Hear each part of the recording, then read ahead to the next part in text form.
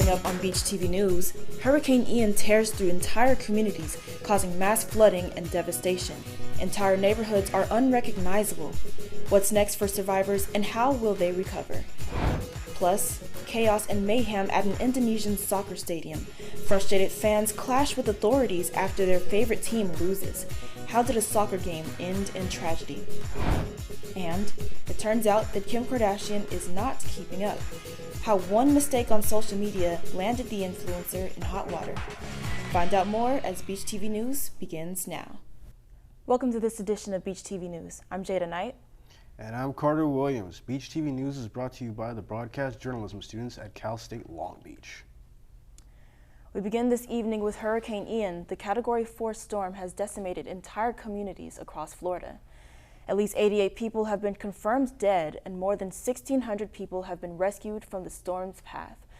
People are now having to pick up the pieces as more than 700,000 homes and businesses are damaged. Thousands remain without electricity and clean drinking water. Water levels continue to rise days after the deadly hurricane ripped its way through central Florida and into the Carolinas.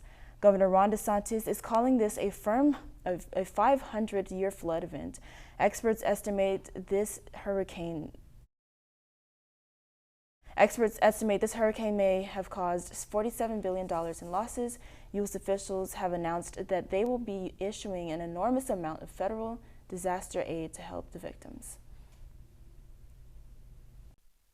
Well, people are beginning to return to what is left of their communities, and now they're facing the daunting task of rebuilding. Ivan Rodriguez reports.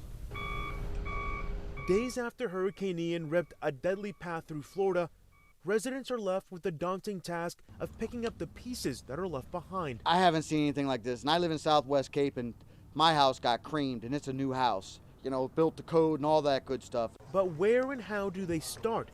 Some communities still don't even have the basics like power or running water.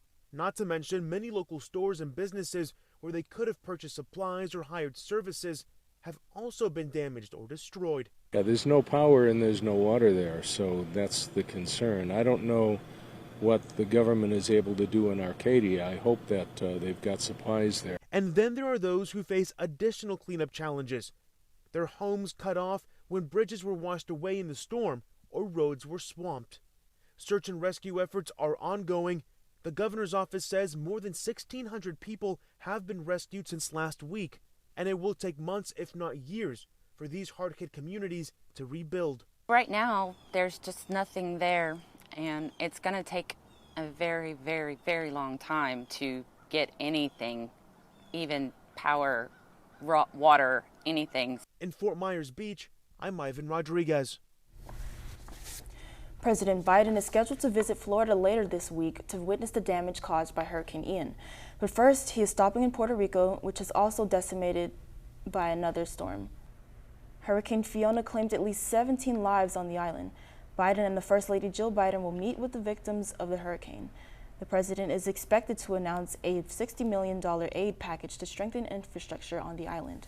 The Category 1 storm left citizens without power and short on food, clean water, and medicine. Ian comes on the heels of a more powerful hurricane, Maria, which obliterated and submerged homes in water, leaving thousands of residents homeless and fleeing to evacuate. In other news today, Justice Ketanji Brown Jackson is finally making her Supreme Court debut today. Jackson will emerge as the first time today as the first black woman to sit on the highest court. She replaces former Justice Stephen Breyer. Her appearance on the bench will come on the heels of a recent university poll which found that nearly 6 in 10 Americans said the Supreme Court is out of touch. The same poll also found that 66% of Americans are supporting term limits for Supreme Court justices. Her confirmation will be attended by President Joe Biden, Vice President Kamala Harris, and their spouses.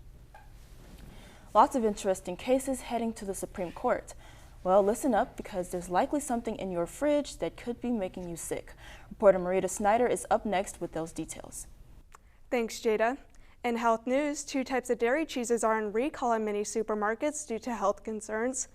Plus, Uganda races to contain an Ebola outbreak, and the FDA makes strides for ALS patients. At grocery retailers around the U.S. and Mexico, cheese is being recalled after a listeria outbreak. The Food and Drug Administration says cheeses that were sold between August 1st and September 28th is ordered for recall. More than 20 brands of Brie and Camembert cheese were suspected to be carrying the Listeria bacteria. This bacteria can be found in moist environments under refrigeration, making cheese a perfect breeding ground. A total of 6 illnesses have been reported, with 5 people being admitted into the hospital. Luckily, no deaths have occurred. Although some supermarkets did not receive any cheese that contains this bacteria, it is always better to be safe than sorry. In Uganda, scientists are racing to develop a treatment for a deadly Ebola outbreak. The outbreak is caused by the Sudan strain of the Ebola virus, which has no approved treatment or remedy. Health officials are on the move to start clinical trials for 2 potential vaccines to protect against the strain. 6 medical workers have contracted the virus in central Uganda, along with a total of 35 reported cases and 7 deaths. The virus may be contracted if people come in contact with sick or deceased animals or people. Currently, the president of the nation has ruled out a stay-at-home order and says that there is no need for panic or anxiety. The nation is working closely with Rwanda and Kenya to make land borders and airport entry stricter to aid in controlling the outbreak. The FDA approved its first drug medication in 5 years for patients suffering from Lou Gehrig's disease, or better known as ALS. The new therapy medication will be under the brand name Reliviro and is designed to slow down the disease. ALS affects patients due to their nerve cells being broken down, which reduces their body's muscle function. The famous internet trend, the Ice Bucket Challenge, helped bring awareness to the disease by raising donations for research and treatments. The new miracle medication will slow down the breakdown of nerve cells in the brain and spinal cord that are normally destroyed. The projected release of the drug to the U.S. pharmacies will occur in 4 to 6 weeks.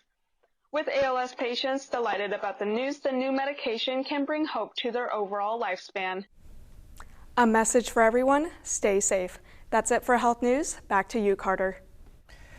Thanks, Marita. Up next, a setback for many students. The Biden administration is scaling back its student loan forgiveness plan. The new rules will make it more difficult to qualify for relief. Debitors whose student loans were guaranteed by the federal government but held by private companies will no longer be eligible for forgiveness. The change affects 800,000 borrowers across the United States. The Department of Education announced the decision to revert back to its initial plan on the website earlier this week. The announcement comes amid several lawsuits from Republican-led states attempting to block the loan forgiveness plan. The California drought is raising concerns across many university campuses. Reporter Alexis Warren is here with how those in Southern California are responding to help get back to normalcy. California has been in a drought for years, and in recent months, those in Los Angeles County have been called out for their overuse of water. Many are, however, taking action with a drought response. This past May, the Long Beach Board of Water Commissioners declared a Stage 2 water supply shortage. Long Beach State University put signs around campus to notify students and faculty of where and how the school plans to respond to the drought. One of the main locations, the campus water fountains. I think it's great that they stopped the fountain, you can say. I was surprised that it stopped all of a sudden, but I'm glad that they're actually doing something to kind of notify students that we are in a serious problem. A car wash located in Southern California, Quick Quack Car Wash, is also responding to the ongoing drought. Drought restrictions include not operating water features that do not recirculate water. Quick Quack, however, recycles water, using only 20 to 30 gallons of fresh water per car wash. Well, here at Quick Quack Car Wash, we actually use 100% recycled water. So for every car that we wash, the dirty water goes into one of our tanks, and there's 9 tanks, and from there, it goes down to the cleanest, and then right into our reclaim unit that cleans out the water, so we can reuse it again. CSULB has a list of various restrictions for Long Beach residents to be aware of, along with ways to help. This can be found at csulb.edu/savewater. Reporting from Long Beach, Alexis Warren. Thanks, Alexis. In other news, a series of killings in Stockton, California have residents on edge. Police say that 5 men were shot and killed between July and late September. They believe the same person who committed the murder could be linked. The men's age ranges from 21 to 54. The victims are ambushed late at night or early in the morning. New images have been released as a person of interest. No break in the case yet, but users on TikTok are determined to find the killer with a simple search of Stockton serial killer can be used as a possible suspect. This after the recent murder of Gabby Petito and the release of the Netflix monster, The Jeffrey Dahmer Story. There is an $85,000 reward for any tips or information related to the case. Time for a break, but when we return, Brazil's heated election is going into a runoff since no major candidate was able to secure more than 50% of the vote. Who will emerge victorious? Plus, Cal State Long Beach turned 73 today. Students, faculty, and alumni are here to celebrate the school's rich history. Find out more after the break.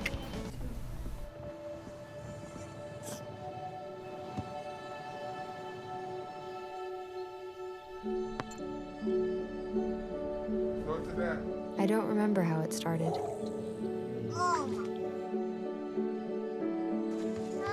Our back and forth.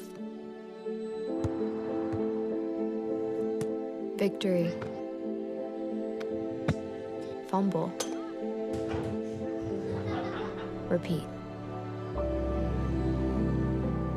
It always came back.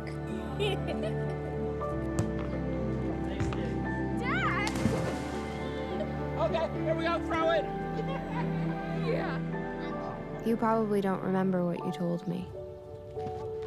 That was perfect. But I heard every word. Nice.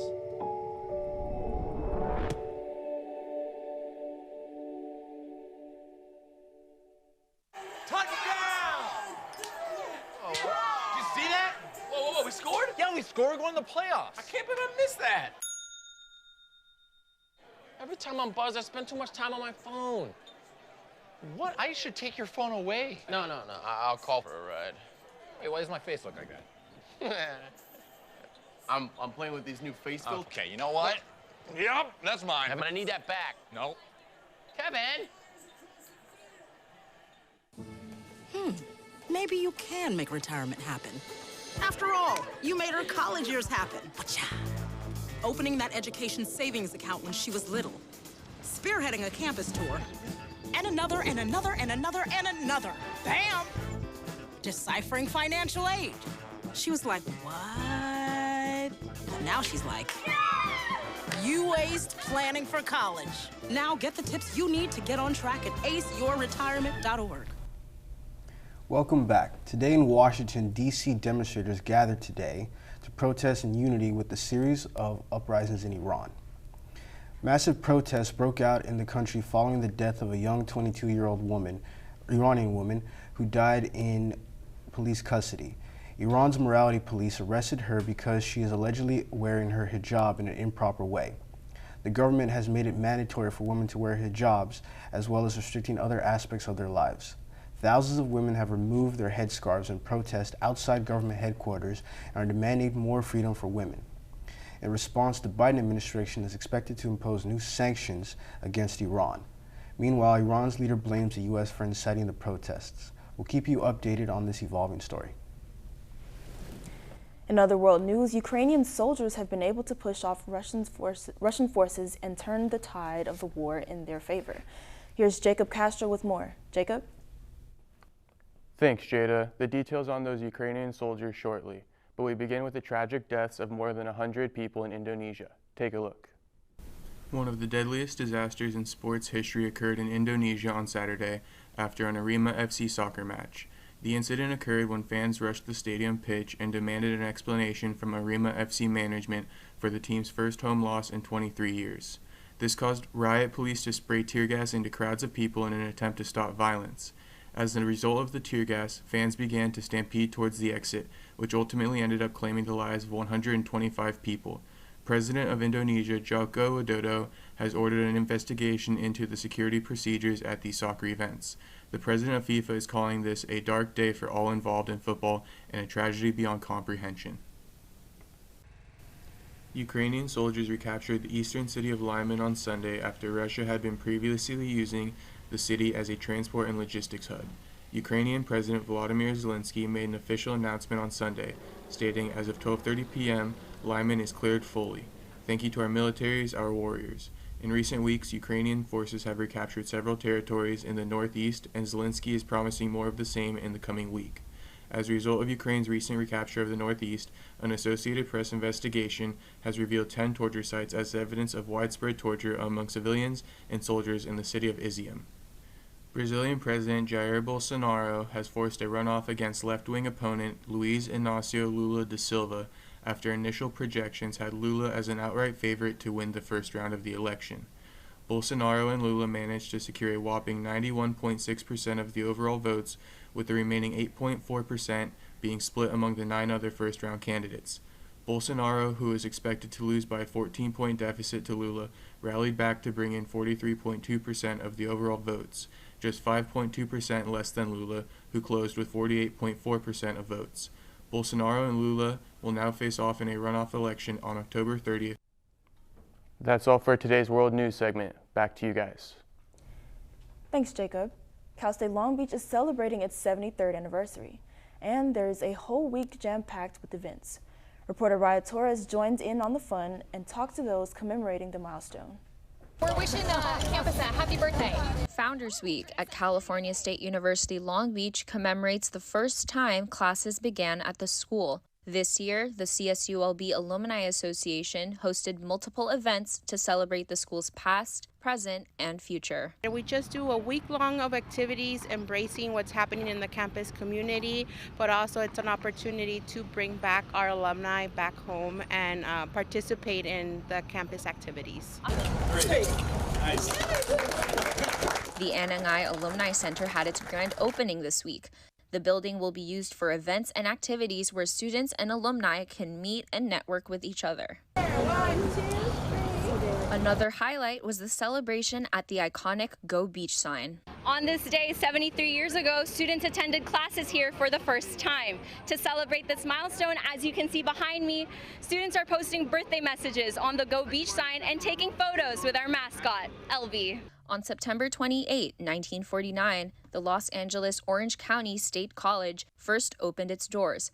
7 decades since its humble beginnings, CSULB is one of the most enrolled universities in California. The people here are really welcoming. I love the professors, the environment. Our campus is beautiful, and Elby the Shark. I love Elby the Shark. Festivities lasted the entire week, and beach pride was strongly felt throughout the community. For more information about CSULB history, visit csulb.edu/historical. Reporting from Long Beach, I'm Raya Torres, Beach TV News. Football season is underway and the postseason for baseball is just about to start. We now toss it over to Beach TV News' Thomas Murray, who has more on the exciting time in professional sports. Thomas? Thank you, Carter. And yes, the show was set under the Thursday night lights between 2 of the NFL's youngest and brightest stars, Joe Burrow and Tua Tagovailoa. On the game's opening drive, the Cincinnati Bengals scored the first touchdown of the night from a 5-yard run by Joe Mixon. The Dolphins scored 2 field goals in the first and second quarter and were looking for another promising drive until Tagovailoa was sacked and had to be carted off the field. The Dolphins confirmed Tagovailoa would miss the remainder of the game from a concussion. On the very next drive, Burrow connected with wide receiver T. Higgins for a 59-yard touchdown pass, increasing the score 14-6. Teddy Bridgewater came in to replace Tagovailoa and connected with Chase Edmonds for a 7-yard shovel pass touchdown, making the score 14-12. The Dolphins took the lead in the third quarter from a Jason Sanders field goal. On the next drive, Burrow connected with Tyler Boyd for a 43-yard pass that led to a Bengals 19-yard field goal by Evan McPherson to regain the lead 17-15. The Bengals would score 2 more times and win the game 27-15.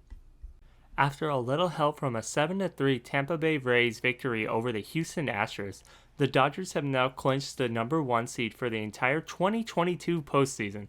The Dodgers are entering the playoffs as favorites to win the World Series, as this year's team has set a single-season franchise record for most wins in a season. This will be the 10th straight year LA has made the playoffs, as they have won 9 division titles.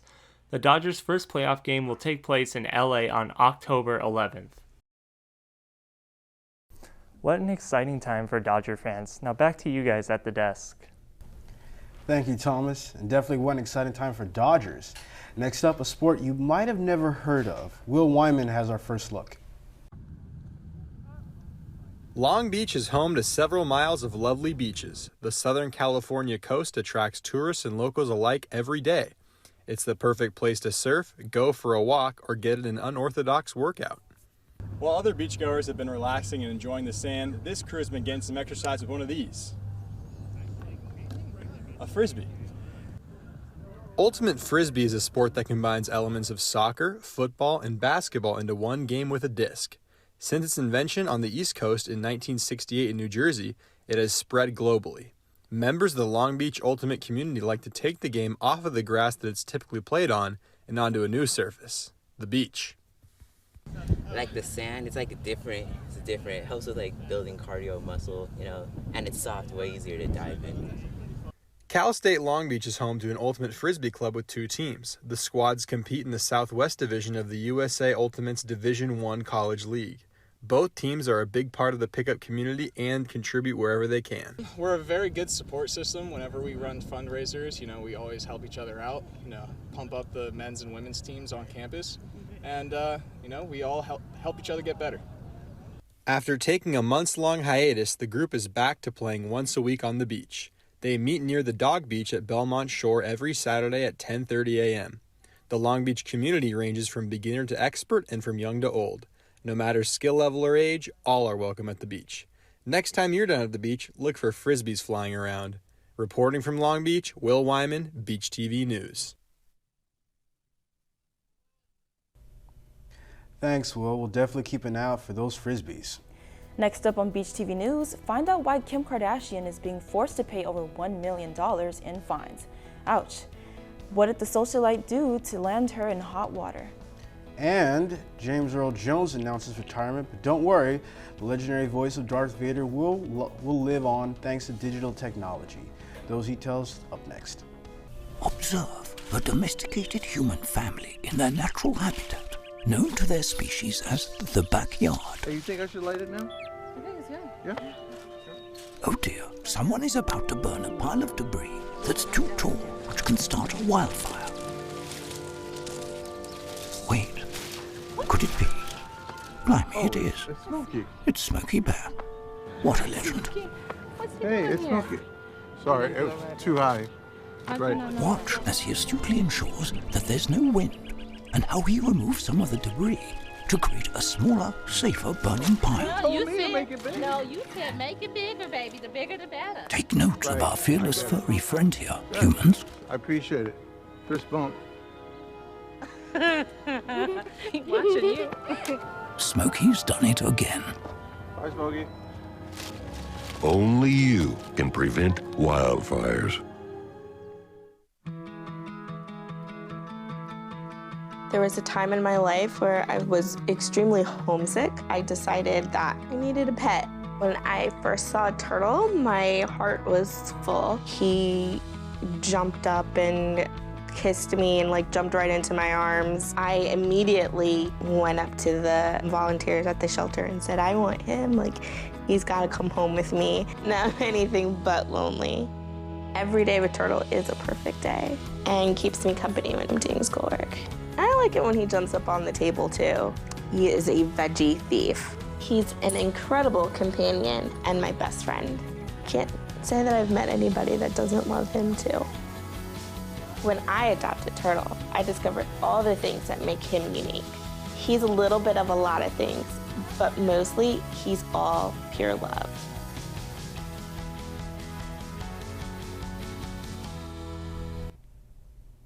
Welcome back. The Kardashians are certainly known as business moguls and social media mavens, but one simple mistake on Instagram is coming with a hefty price. We have learned that Kim Kardashian has agreed to pay a fine of $1.28 million to the SEC after failing to disclose a payment she received for an Instagram ad. Kardashian posted an Instagram story in June in collaboration with the company Ethereum Max. The post served to educate her followers about the company's NFT benefits and included several hashtags, even one stating it was an ad, which is a common practice for many influencers. Aside from the sizable fine, Kardashian has also agreed to forfeit the $250,000 payment she received plus interest. In other entertainment news, fans are thrilled for next year's Super Bowl headliner. Beach TV reporter Rosaura Montez gives us the insight on Rihanna performing at the Super Bowl and more. Thank you, Jada. Yes, fans are thrilled that Rihanna is performing at the NFL's biggest night of the year. Plus, a fan favorite Marvel actor is back. Darth Vader's voice will be created through an AI, and Megan Thee Stallion created a mental health website for her fans. Rihanna will shine bright like a diamond at next year's Super Bowl halftime show at State Farm Stadium in Glendale, Arizona. A picture of her holding up a football was posted on her social media accounts. The NFL tweeted her picture minutes later and included Apple Music on the post. This confirms the streaming service's first time partnering with the halftime show. Hugh Jackman's Wolverine is back for Deadpool 3 with Ryan Reynolds. Hey Hugh, you want to play Wolverine one more time? Yeah, sure, Ryan. Reynolds said in a video with Jackman, Logan takes place in 2029. Totally separate thing. Logan died in Logan, not touching that. What is Marvel up to? James Earl Jones is now retiring his iconic voice for Darth Vader in Star Wars. A Ukrainian company that delivers high-fidelity voice creations called Respeecher created Jones's voice to sound the same back from the original trilogy for the Disney Plus miniseries Obi-Wan Kenobi. Jones signed over his rights to Lucasfilm to create his voice through artificial intelligence programs. He last recorded his voice for Vader back in 2019 for The Rise of Skywalker. Megan Thee Stallion is getting real with her fans. The rapper launched a new website dedicated to those looking for mental health support. The website includes many mental health resources such as the National Crisis Text Line, Suicide and Crisis Lifeline, and more. At the bottom of the website includes a Find a Therapist button that redirects to the American Psychological Association page. I was not prepared for Hugh Jackman to be back as Wolverine. I can't wait to see the movie. Back to you, Jada. Well, Carter, October's finally here, which means that fall is in the air. That's right, and while some look forward to cooler weather and rustling leaves, for some of us it can only mean one thing: pumpkin season.